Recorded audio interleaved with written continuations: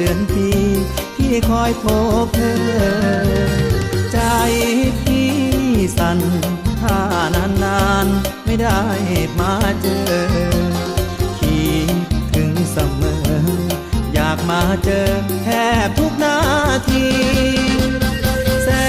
นทรมานหากนานวันไม่ได้มาเห็นเบิ่งจันทร์เพ็ญที่ล่องลอยเด่นกลางฟ้าราตรีก็ยิ่งคิดถึงนางแก้มบางๆฝังในใจพี่รังเกียจหรือเปล่าคนดีรำคาญมากไหมคนดีหากแม่นพี่เฝ้าเที่ยวมาย้ำเห็นหน้าเจ้าอย่าเบปากทรงจุดประสงค์จากอายขอเพียงได้พบหน้าเก้าสิห่างหรือว่าสิห่างอย่าได้ห่างกันไกลขันแม่นใจรำคาญคิดว่าทานซะเด้อน้องขอเพียงเห็นหน้า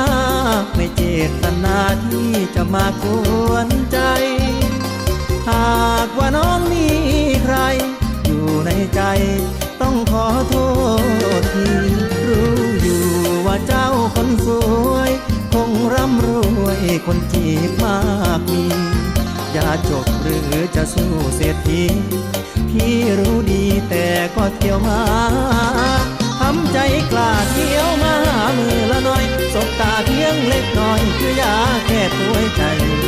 ผู้อยู่อายมันต่อยตั้มคือต่อมาเป็นปอขอของย่านบ่เห็นคุณค่าเข็มนาฬิกาบอกเวลาชั่วโมงนาที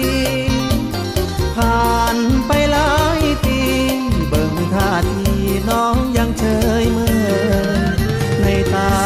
ที่สดใสเจ้าซ่อนใครในสอบใจแล้ว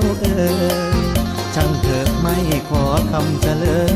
ถึงเธอจะเย้ยพี่ก็อยากมาเห็นหน้าพ่อมีแห้งมือละหน่อยสบตาเพียงเล็กน้อยพอกินแซ่บแต่ละวันส่วนนอกนั้นแล้วแต่อุ่น